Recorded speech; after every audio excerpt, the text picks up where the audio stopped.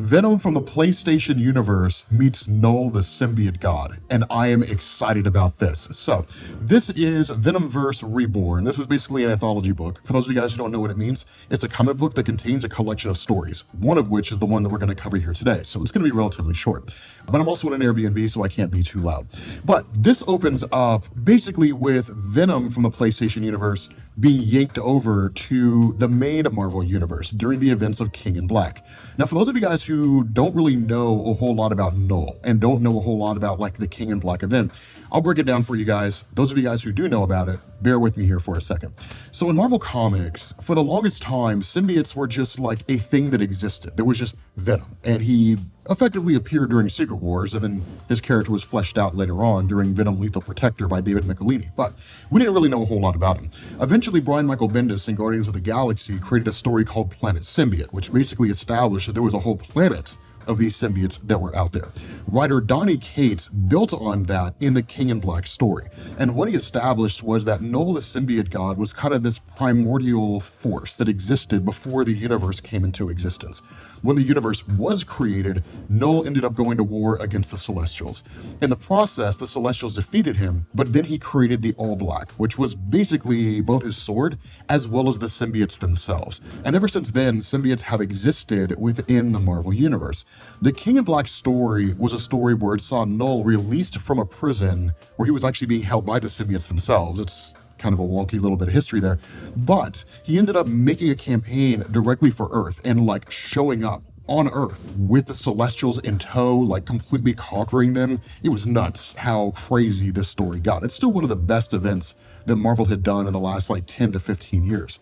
But this part here is an event that took place that we just didn't know about. The idea that Venom shows up in the main Marvel universe and is confronted by Knull. Now, there are things that writer Benjamin Percy does here to kind of shift up what we know about Knull to a degree, and kind of building on what's been done ever since Donny Cates finished King in Black.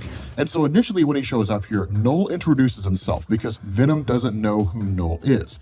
And in truth, this seems to be a kind of like backdoor way to explain why we saw so many references to Knull the symbiote god in Spider-Man PS5. But what it does here is it picks up with Knull talking directly to Venom. Now, of course, as we know in the PlayStation universe, Venom is Harry Osborn, not Eddie Brock. And so Knull simply explains, like, I am the Father, right? Your creator, your God. I have been called by many names. The Abyss made flesh, the Destroyer of Stars, the King in Black. But you, favored one, may call me Knull. And that's why Harry, not knowing who Knull is like, why have you brought me here? And one of the big differences, it's a flimsy difference at best, right? But one of the big differences here is that Knull basically puts forward this idea that he's looking to conquer all of creation and return it all to darkness. And that was basically the motivation of Knull, right? Knull, as a kind of representation of the absence of light in life, really wanted to send the universe back to a time when there was no real life per se. And if there was, right, it just kind of existed under his control. But stars would go out, the universe would be a place of complete and total darkness, basically for all eternity, right? Effectively, Knull was like the ultimate emo guy, right? Sitting around all day, smoking cigarettes, listening to The Cure. And so what he does when he puts this forward to Harry Osborn, right, to Venom, is he tells them, you bring your people to my Earth here, right? And we will basically achieve our goal. But one of the things that Harry says is that our goals are not the same, because initially he just intends to leave. Now, for a lot of you guys, you're probably asking yourself the question, if the King in Black can control symbiotes, why isn't it controlling Venom? And we'll talk about that here in a second, because it's a really, really cool answer. And I kind of like what they did with it, but at the same time, I don't. So you guys will see what I'm talking about. But it's one of these things, right? Because he's just kind of like, okay, so like as the father of all symbiotes, of course, fathers need to discipline their children. So he initially has like one of his basically symbiote dragons snatch up Venom and then go after him. But this is where Venom makes his point when he says, the people here on this world, they are not your children, right? They're your slaves. And he even admits, right? He says, I admit that on my world, I'm depriving those who join me of their free will, but it's to give them better lives, safer, happier, more at peace. Your children are your tools, cannon fodder. You have no one's interest at heart but your own. Now, the reality here is when you're talking about two guys who are trying to conquer the world, Is the moral differentiation between why they're doing it even important in the first place, or is it just the fact that they're both being villains and conquering the world? It is a really interesting philosophy here, but that's kind of the differentiation that Venom creates between himself and Knull. And there is some measure of truth there, right? Again, Knull just wants to send everything back to darkness. He cares nothing about improving people's lives, and in fact, he knows their lives will be worse because everything's going to suck, right? They're all just going to be symbiotes under his control, his puppets to do what he wants to do. What you guys noticed if you played Spider-Man 2 is that Venom legitimately believes that what he's doing is making their lives better, right? It really is markedly improving their lives. And it is cool because it creates this kind of like a Star Wars dichotomy, right? The Jedi versus the Sith. Both of them are trying to control the galaxy, essentially. They're just doing it by different ways. So it is kind of cool to see these viewpoints coming head to head with each other. Of course, as you guys will notice here, even Knull says, perhaps you missed the part where I told you I was their God and yours as well. I would prefer to be a loving God, a loving father, but it's hardly a requirement. So obviously Benjamin Percy is just straight up ripping off Homelander, right? Which, in all honesty, Homelander's not the first person to make that kind of statement, right? Like, I would love to be adored, but I'll settle for being feared, right? I mean, Homelander's not the first guy to say that.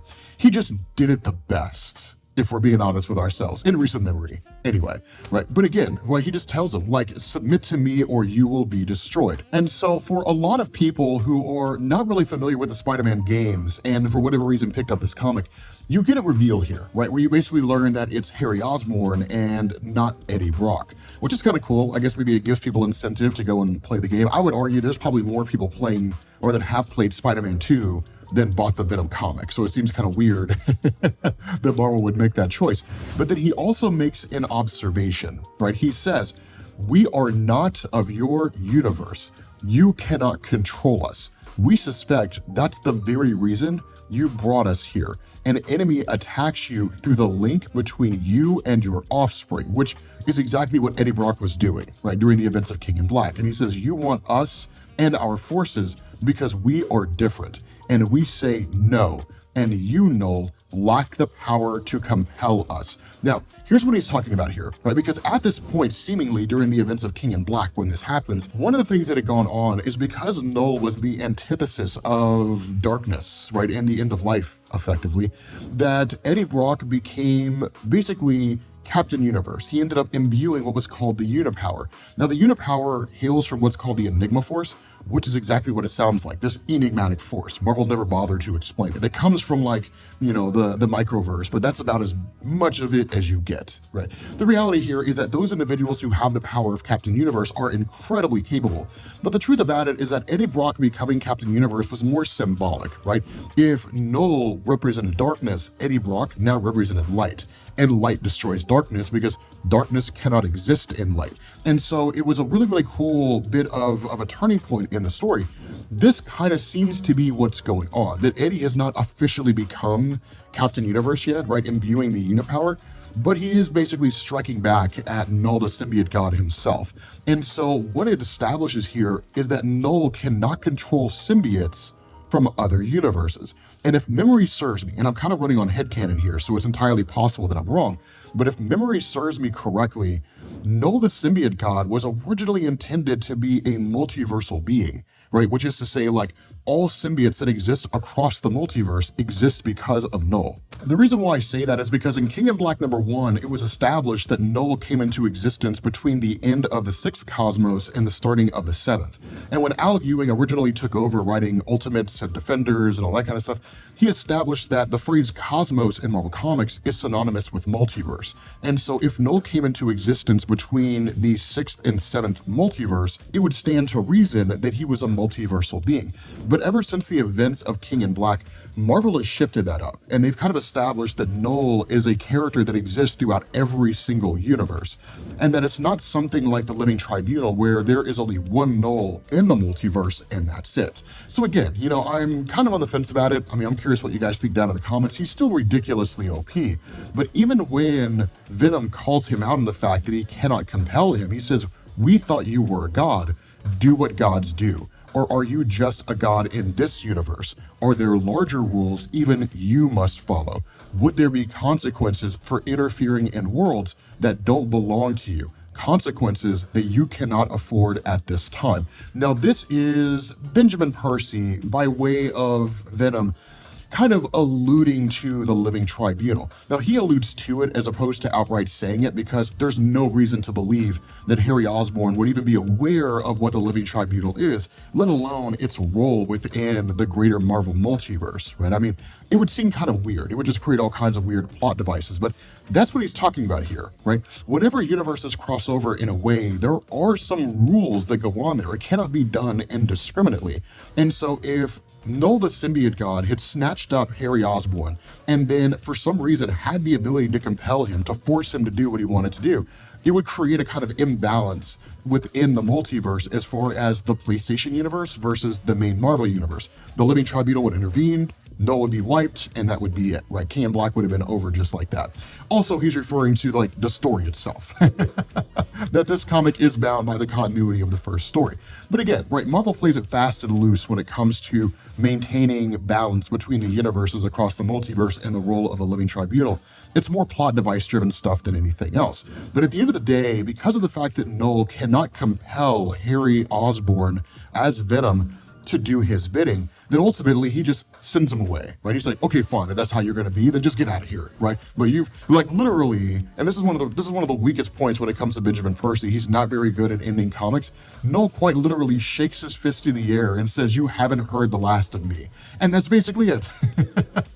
Right? Venom goes to the portal. He goes back to the PlayStation universe, but it is a great way to sort of backdoor explain the concept of Knull and how Harry, or at least Venom, is even aware of it within his own universe beyond what everything was kind of explained within the PlayStation game. So with that being said, guys, we're going to bring this to an end. Not the greatest story there ever was, but I thought it was fun. I thought it would be kind of a cool thing to cover. But I will catch you all later. Peace.